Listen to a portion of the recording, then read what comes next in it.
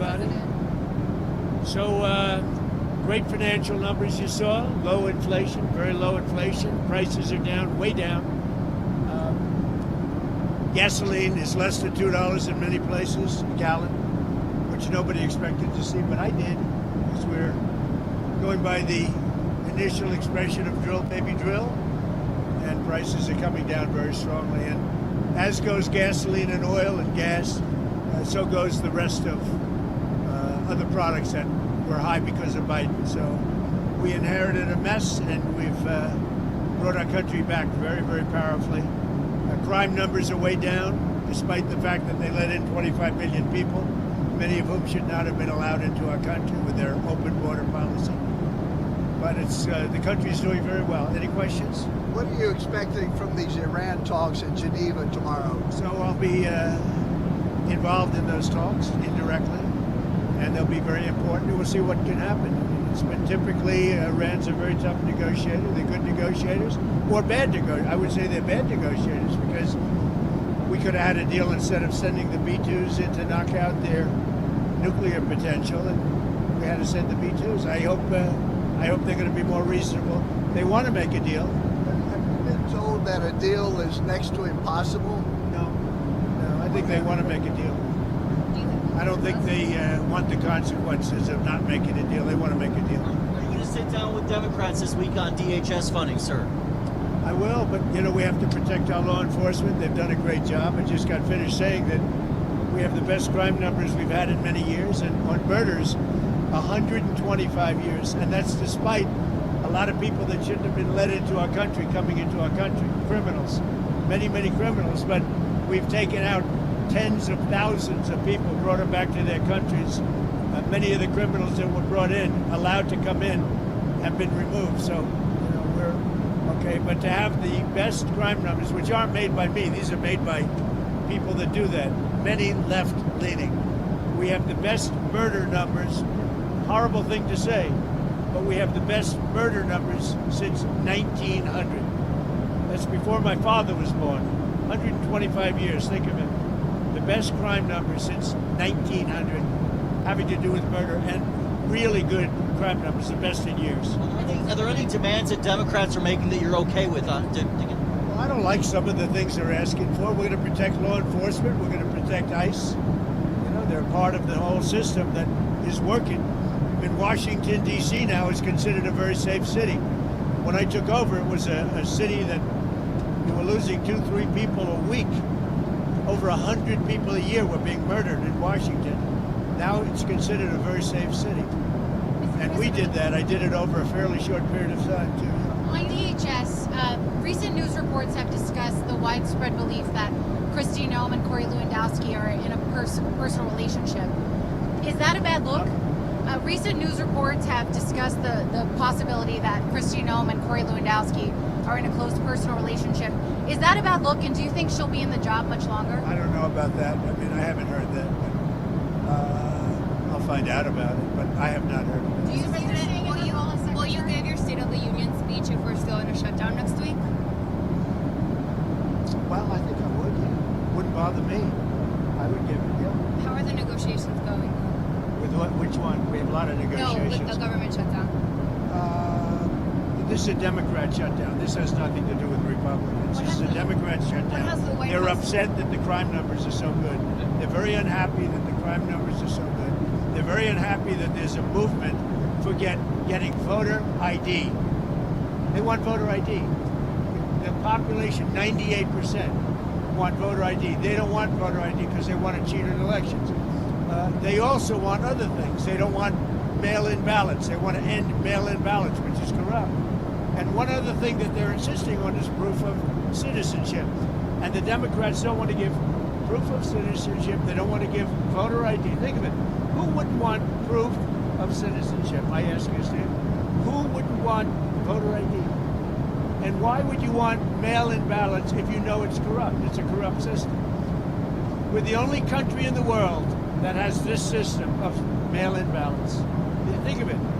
The only country in the world that has this system of mail-in ballots, because they cheat. And the fact is they could never get elected if they ever changed. They know it. If you had voter ID, If you had proof of citizenship, they could never win an election, and they know that, and they're fighting to the hilt. And I put this down with men playing in women's sports. I put it down with transgender for everybody. I put it down with their horrible open border policy as being ridiculous. They don't want voter ID, no voter ID. And I put that down in the same category with men playing in women's sports. I'm going to add a fourth category. They don't want voter ID. Go ahead. So Hillary Clinton said in an interview today that she and her husband are getting pulled into the Epstein matter to divert attention from you and that your administration has something to hide. What's your response to that? I have nothing to hide. I've been exonerated. I have nothing to do with Jeffrey Epstein. They went in hoping that they'd find it and found just the opposite. I've been totally exonerated. In fact, Jeffrey Epstein was fighting that I don't get elected with some author, a sleazebag, by the way.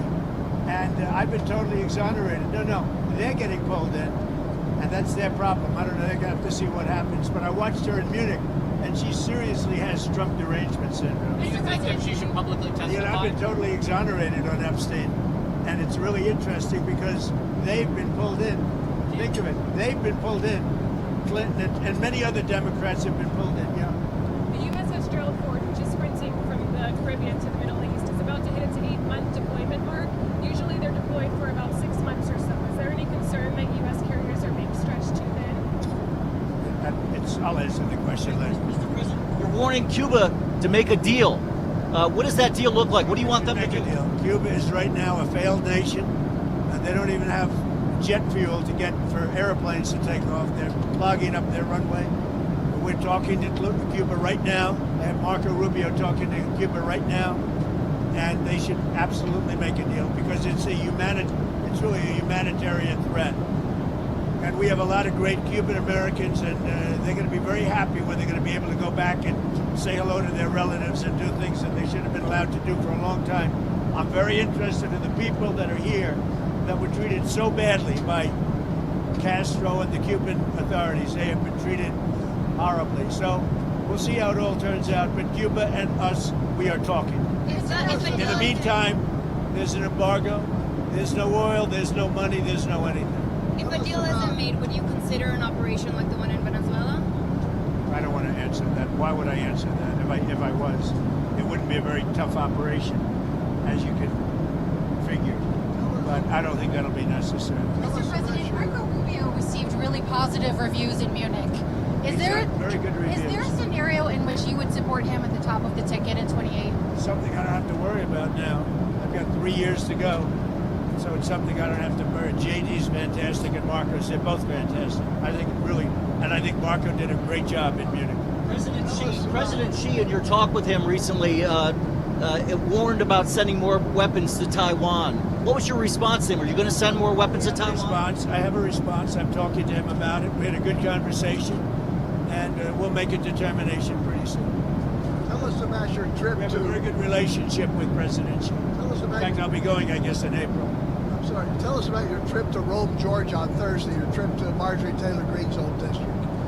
Well, we have a lot of people that want to take Marjorie Taylor Greene's place, and many, many candidates, and I have to choose one. And they say whoever I endorse is going to win, but we have a lot of good candidates who want to take her place. So your Board of Peace meets for the first time this week. You said it could be the most consequential international organization ever. That's a high bar. What do you want for this first meeting? Well, I think it can be. We're going to have all world leaders. They're putting up tremendous amounts of money.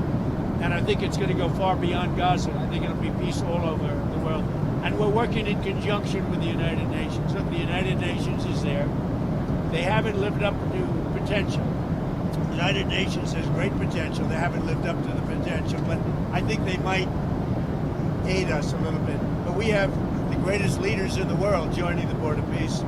And we'll be doing it in conjunction with, in some cases, the United Nations. And see if we can get the United Nations to get on the ball. You've been a kingmaker in a lot of Republican primaries. A lot of people, including foreign nations. I was very honored to see that a very wonderful prime minister in Japan won by a landslide. I think she was going to win, but she won by just about the biggest vote ever in Japan. And she attributed my endorsement for that. And that's very good because We have a great relationship with her and Japan. A lot of Republicans in D.C. are asking you to endorse John Cornyn, but you haven't yet. Is there a chance you would endorse Paxton, and why haven't you endorsed Cornyn? I just haven't made a decision on that race yet. It's got a ways to go, and I haven't. He's a good man. John is a good... I like all three of them, actually. I like all three. Those are the toughest races. They've all supported me. They're all good, and you're supposed to pick one. So we'll see what happens. But I support all three. Are you going to get involved in the rift between UAE and Saudi Arabia? No, I'm not. I would be. What do you think of that? I would be. Well, I could settle it very easily. But they have they do indeed have a rift, and we can get it settled very easily. I settle wars. I settle a lot of rifts between countries. You've been noticing, right? That's an easy one to settle. On Venezuela, Nancy Rodriguez last week said that Nicolas Maduro is still a legitimate president and is innocent. I know you said the relationship is a 10, but I'm curious what's your thoughts on that? I think we have a great relationship. I think she probably has to say that. I think politically maybe she has to say that. But the relationship with Venezuela, she's doing a very good job. And I fully understand that statement. In Gaza, You're going to have Ukraine talks tomorrow as well in Geneva with Witkoff and Jared Kushner. Yeah. What are you expecting there? Is there Well, in big talks, it's going to be very easy. I mean, look, so far, Ukraine better come to the table fast. That's all I'm telling you. We are in a position, we want them to come. And by the way, I watched AOC answering questions in Munich. This was not a good look with the United States. I watched Gavin Newsom answering questions in Munich, and this was a bad look for our country. These two people are incompetent.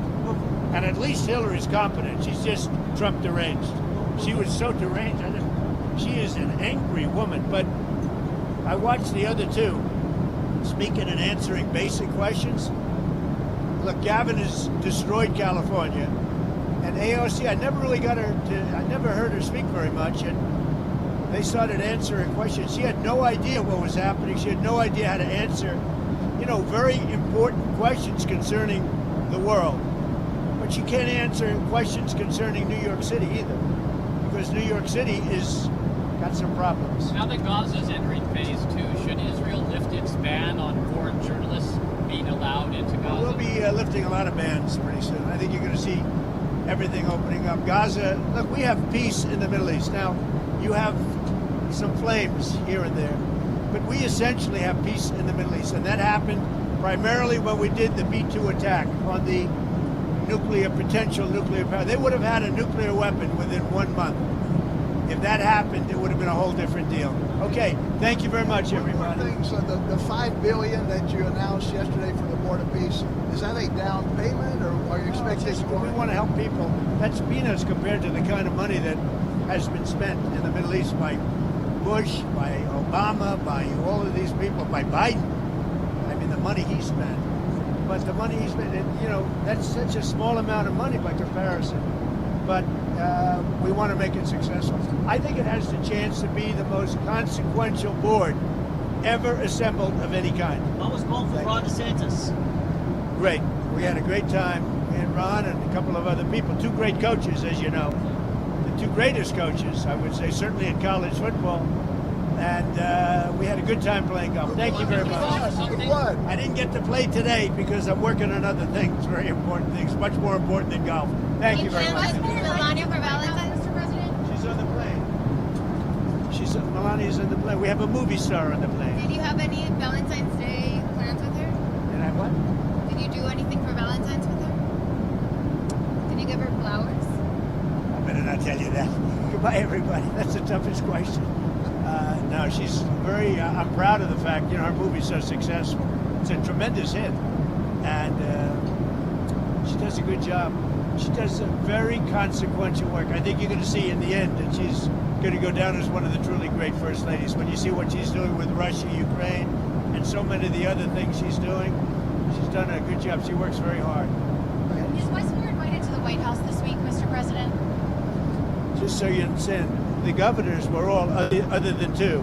One was from Colorado, where he's got a 73-year-old woman who's probably got serious cancer, confined, and for some time in solitary confinement, because she pointed out the voter theft that was taking place. In other words, she pointed it out.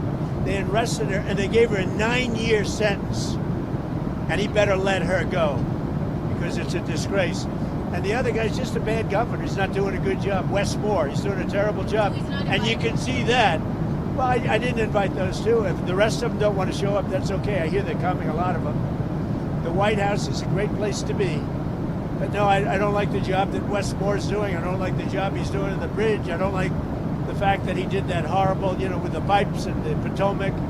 And he's not doing the job. They got to do it. And I'm going to have to get the federal government involved in getting it fixed because